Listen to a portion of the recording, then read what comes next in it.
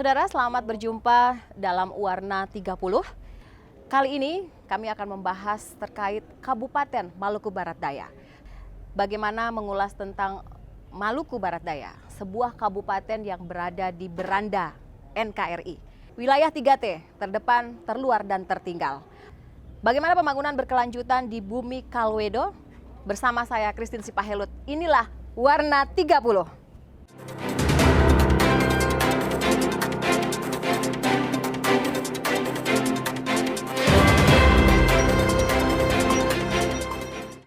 Ya, saudara pemirsa, tanggal 26 April 2021, Bapak Benyamin Thomas Noah dilantik sebagai Bupati MBD atau Maluku Barat Daya bersama Bapak Ari Kili-Kili sebagai Wakil Bupati. Apa dan bagaimana konsep pembangunan yang akan dilakukan di Bumi Kalwedo?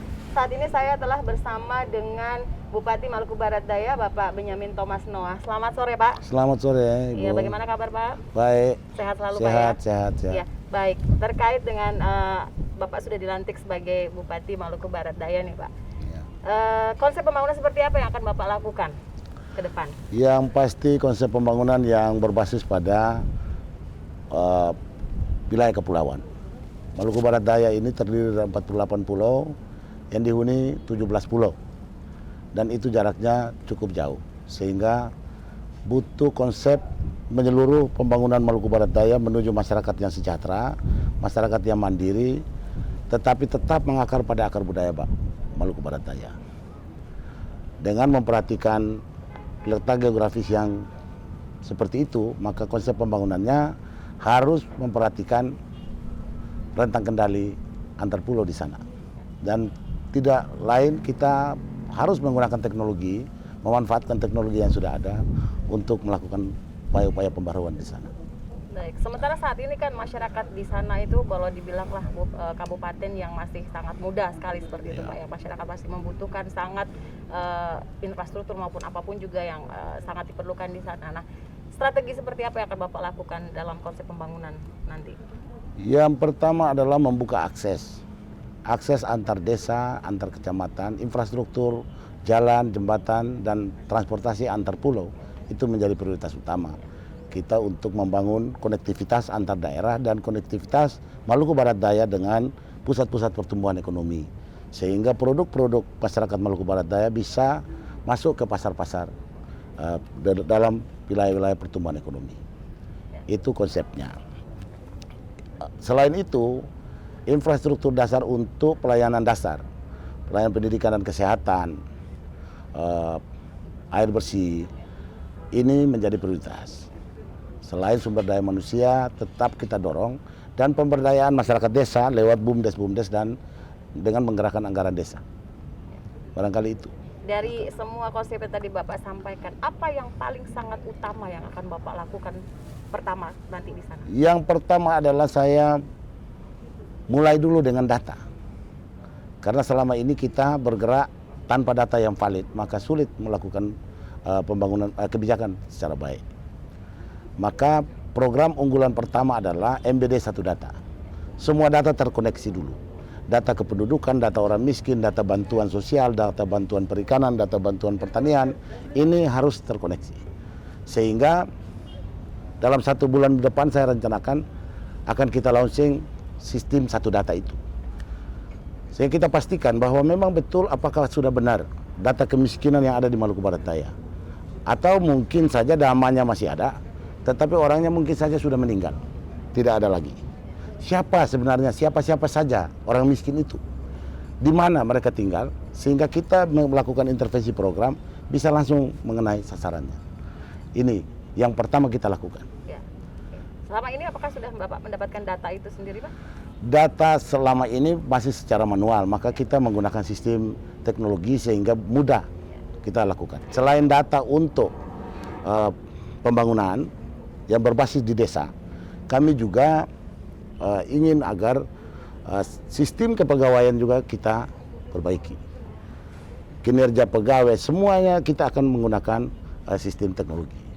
Sehingga pegawai itu melakukan tugasnya, kita tahu apa yang dilakukan pegawai hari ini, apa yang dilakukan besok, apa yang sudah dia hasilkan, prestasi apa saja yang sudah mereka buat. Sehingga pada saatnya, pada gilirannya kita mempromosi orang karena memang betul-betul kemampuannya, bukan karena like and dislike. Baik, selain data, tadi Bapak juga sampaikan menjadi prioritas utama adalah soal pendidikan. Ya. Apa yang akan Bapak lakukan di dalam konsep pendidikan di sana, Pak? Pendidikan ini kompleks persoalannya, tetapi kita mesti mulai mencoba untuk mengurai benang kusutnya.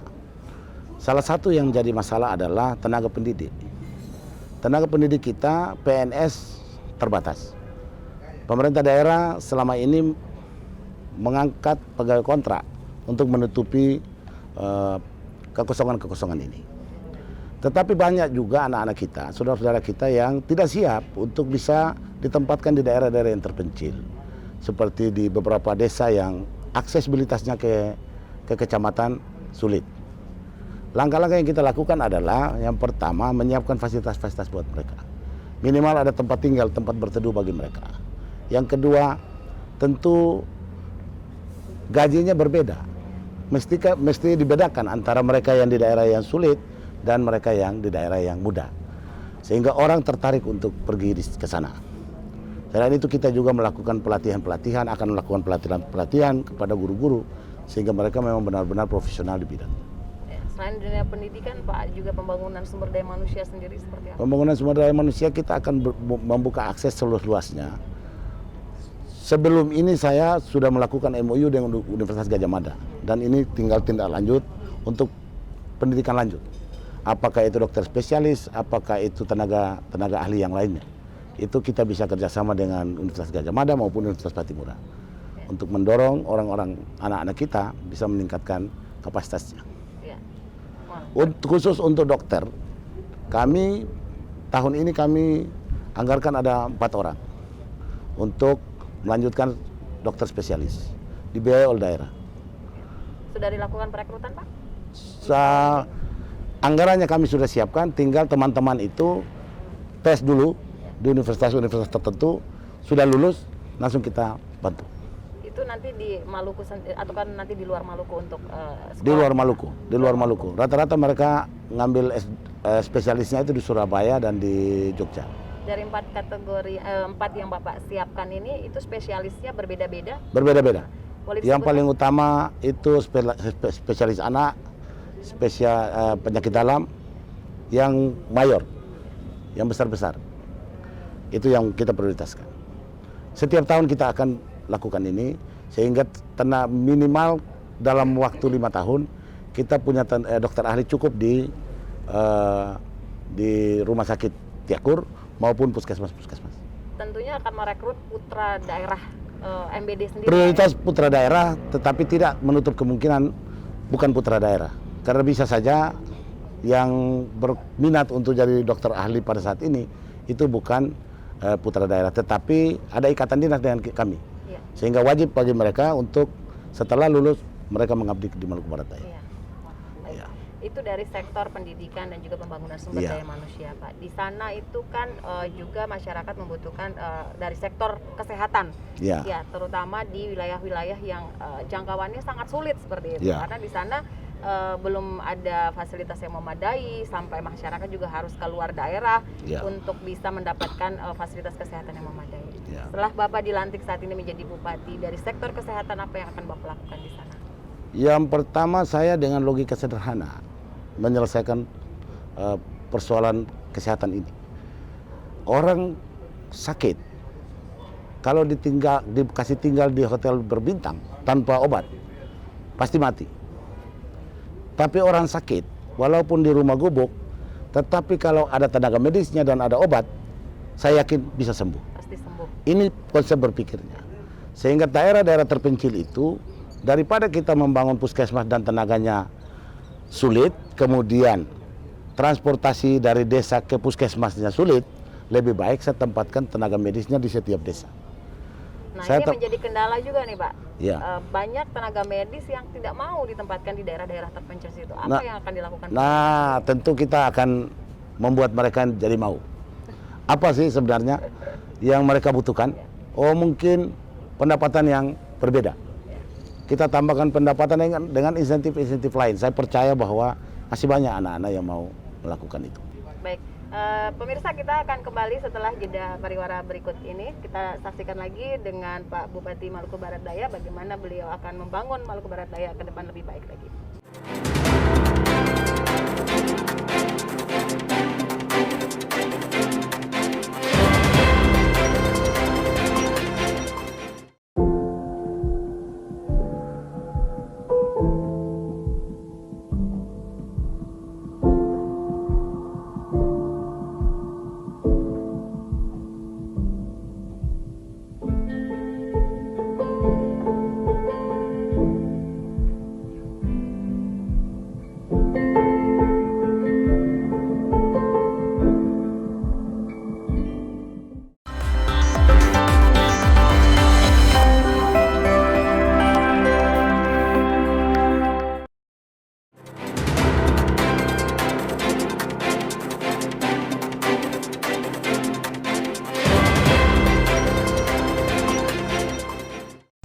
Baik saudara, kembali bersama kami dengan perbincangan kami bersama Bupati Maluku Barat Daya, Bapak Benyamin Thomas Noah.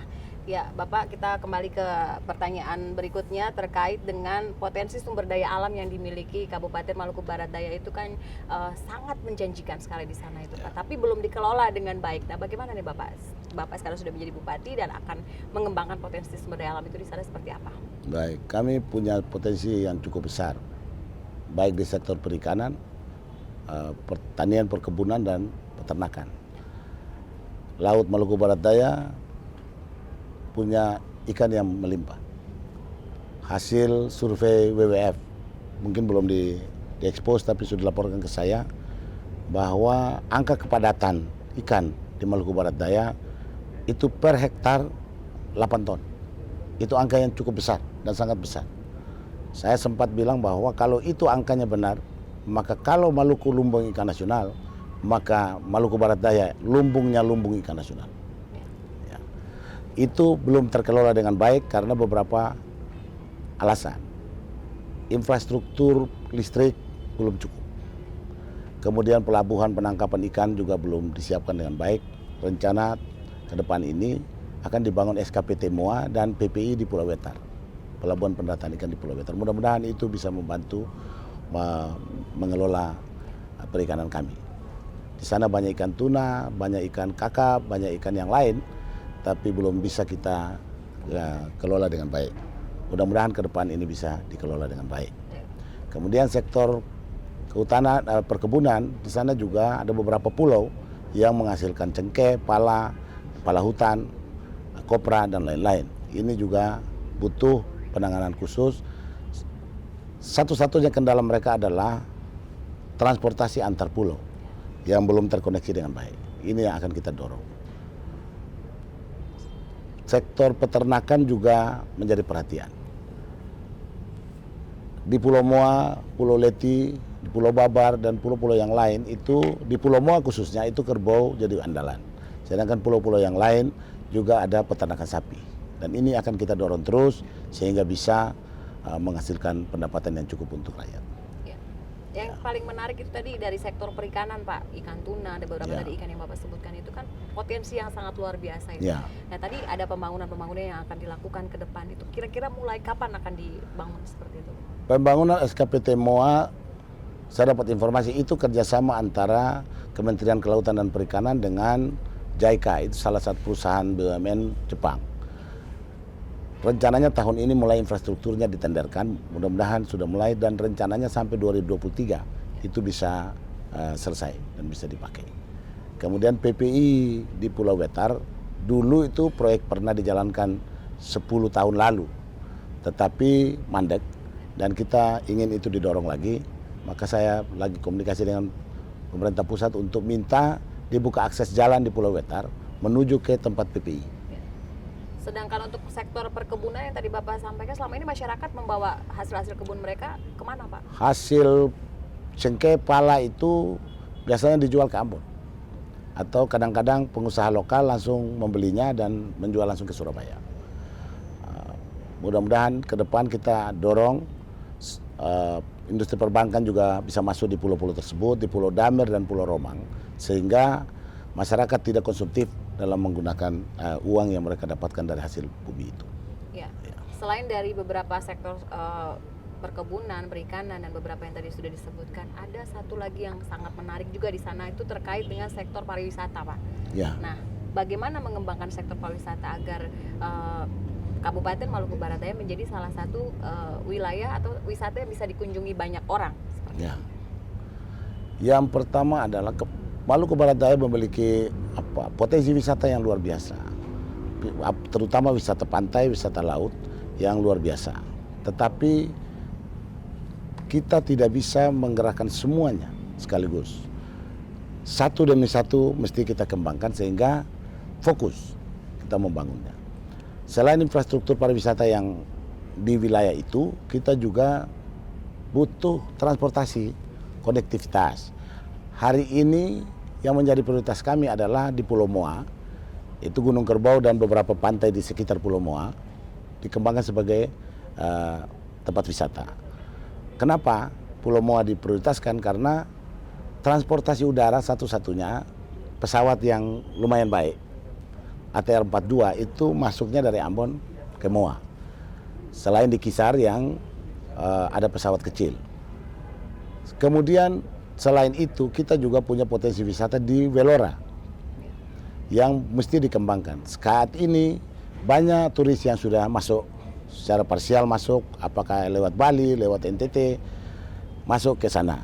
Dan ini kita perlu kelola dengan baik sehingga lebih banyak lagi wisatawan yang masuk, menetap lebih lama tinggalnya juga di sana. Sehingga kemarin kami mendorong desa untuk membangun homestay di rumah-rumah rakyat.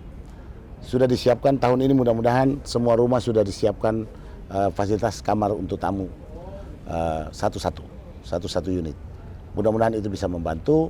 Selain Pemda juga akan menyiapkan peralatan diving dan peralatan-peralatan lain sehingga bisa membantu para turis itu bisa melihat dasar laut dengan baik. Itu potensi-potensi kita yang akan kita dorong. Ya, baik. Berbagai potensi yang begitu menakjubkan juga di sana, yang begitu banyak akan Bapak gali dan akan kembangkan potensi-potensinya. Tetapi yang menjadi kendala adalah infrastruktur seperti itu. Nah, sekarang Bapak sudah menjadi bupati. Infrastruktur yang paling utama akan Bapak bangun itu di sana apa, Pak? Untuk mendukung pariwisata di Velora, itu kami mendorong agar segera dibangun bandara di Pulau Babar. Prosesnya memang sudah berjalan beberapa tahun lalu, tapi kelihatannya agak slow down. Dan kemarin minggu lalu saya lewat KSP bertemu dengan Direktur Bandara Kementerian Perhubungan.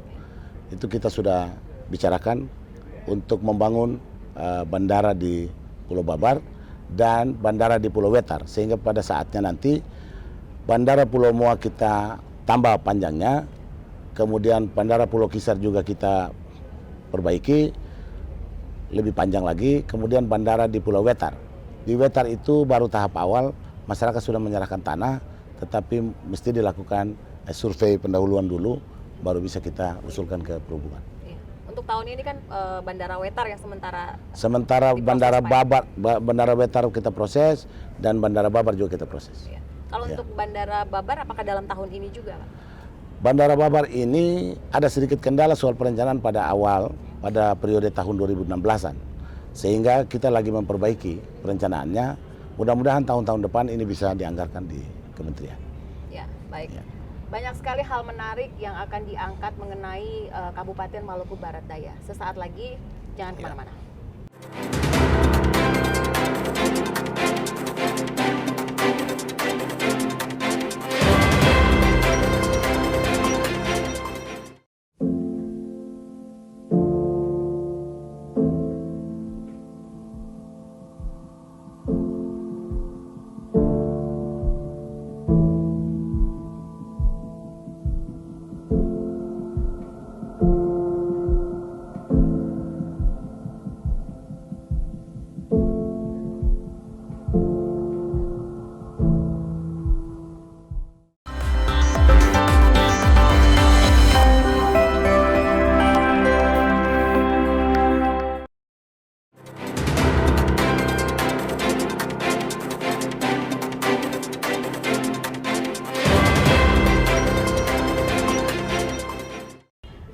Anda kembali menyaksikan Warna 30 dengan perbincangan bersama dengan Bupati Maluku Barat Daya, Bapak Benyamin Thomas Noah. Baik Pak, kita kembali ke perbincangan kita. Tadi sudah disampaikan berbagai konsep dan strategi yang akan Bapak lakukan saat Bapak menjadi Bupati saat ini untuk bisa mensejahterakan masyarakat di sana. Nah, MBD ini kan juga akan ada blok Masela di sana. Nah, bagaimana nih Pak ke depannya? Ya, Blok Masela ini kalau dikelola dengan baik akan menjadi berkah bagi rakyat Maluku Barat Daya dan rakyat Maluku secara umum.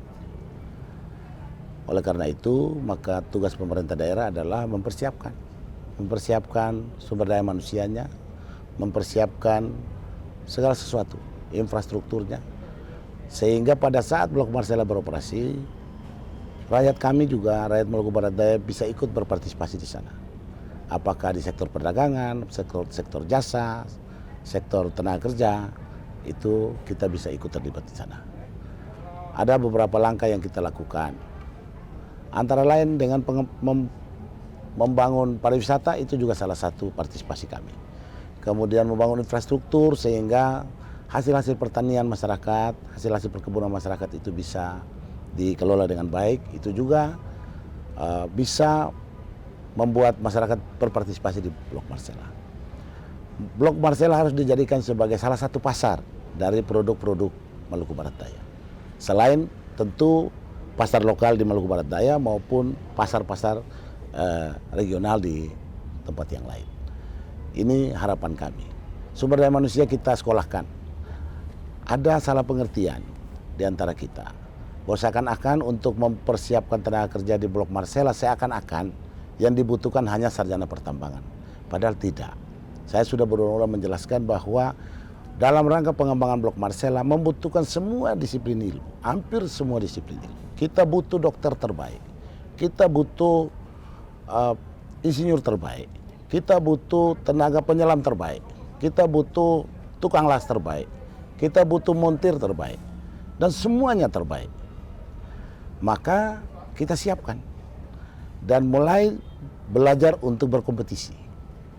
Di birokrasi saya mencoba secara perlahan mendorong agar birokrat kita juga terbiasa berkompetisi. Tidak lagi seperti zaman sebelum-sebelumnya yang kalau dislike. Ini tidak baik. Dalam rangka pengembangan Maluku Barat Daya ke depan, kita butuh orang-orang profesional. Kita butuh birokrasi yang profesional. Kita butuh sistem-sistem yang mendorong profesionalisme ini bertumbuh. Maka semua kinerja pemerintah daerah ke depan ini akan kita monitor dengan teknologi. Sehingga kita tahu persis mana pegawai yang betul-betul melaksanakan tugasnya dengan baik. Mana yang hanya absen saja dan tidak melaksanakan tugas dengan baik. Mana yang melakukan tugas dengan baik dan menghasilkan prestasi-prestasi, inovasi-inovasi yang brilian. Ini perlu. Sehingga pemerintah daerah tidak diam. Kalau di pemerintah daerah kita bisa melakukan kompetisi dengan baik, saya berharap di masyarakat ini menjadi budaya. Orang berkompetisi. Yang kalah itu bukan kiamat. Kompetisi ini membuat kita lebih memacu diri untuk lebih maju. Kalau hari ini saya tes dan tidak lolos, maka itu bukan berarti saya kiamat. Saya belajar lagi lebih banyak, saya persiapkan diri lebih baik, sehingga pada saat berikutnya ada peluang saya masih bisa mengikutinya. Ini harapan. Mindset orang untuk hanya mau jadi PNS, ini juga mulai perlahan-lahan kita perbaiki cara berpikir masyarakat. Selama ini dengan budaya amtenar, peninggalan Belanda, sehingga orang kalau jadi pegawai pemerintah baru dianggap mentereng, dianggap orang hebat. Bahkan di desa-desa itu sering dibilang kalau jadi PNS baru jadi orang. Yang bukan PNS itu bukan orang. Padahal ujung-ujungnya kita perlu menghidupi keluarga, menghidupi diri. Apakah PNS, apakah wira swasta, apakah pegawai swasta. Kalau kita betul-betul profesional, pasti bisa menghasilkan yang terbaik untuk keluarga. Ini yang kita dorong. Saya melihat sektor informal belum terlalu baik. Belum terlalu ada minat. Masyarakat kita lebih suka menjadi tenaga kontrak. tenaga honorer di kantor-kantor daripada menjadi petani ayam misalnya, atau menjadi peternak ayam misalnya, atau menjadi nelayan misalnya.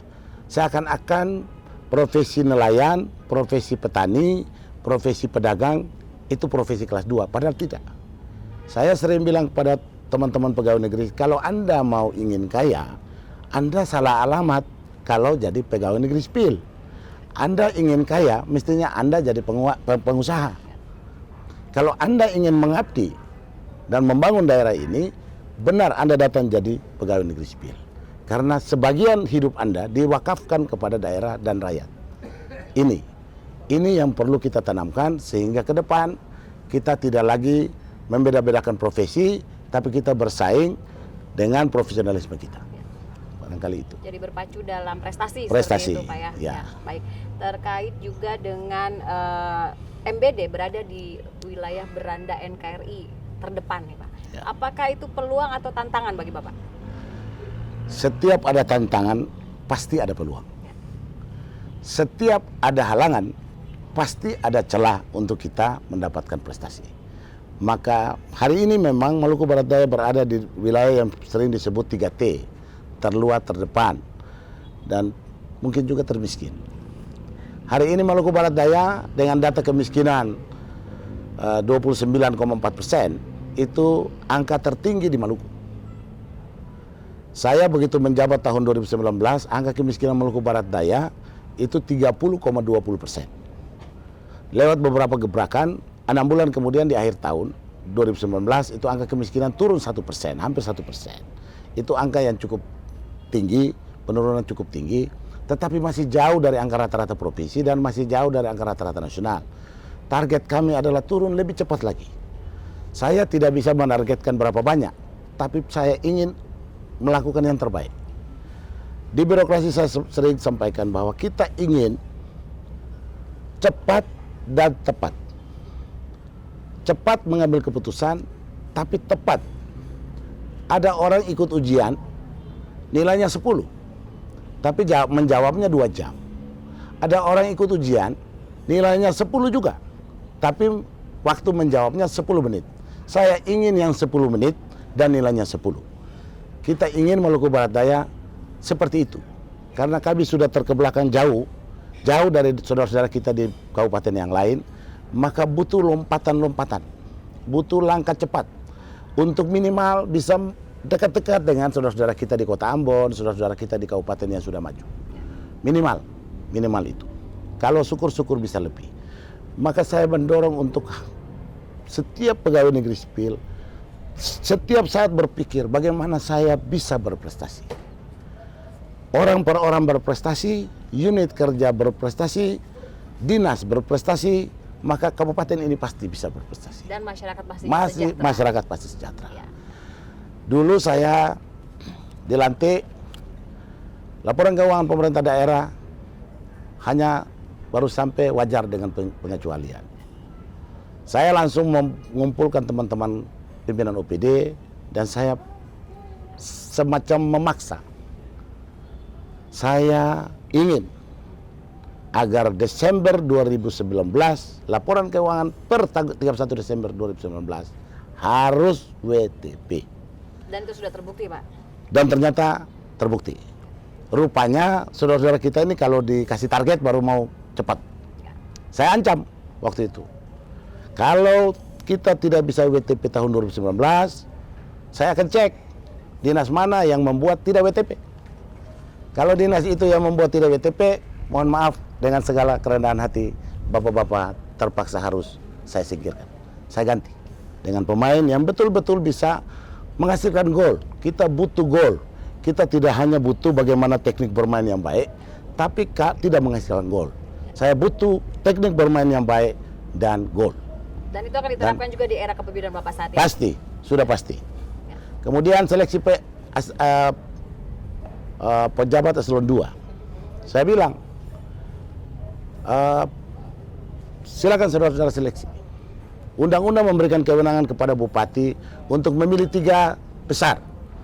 Salah satu dari 3 besar itu bisa ditunjuk oleh bupati untuk menjadi kepala dinas atau kepala badan. Saya bilang, enggak, saya nggak lagi memilih. Anda sendiri sudah menentukan posisi Anda.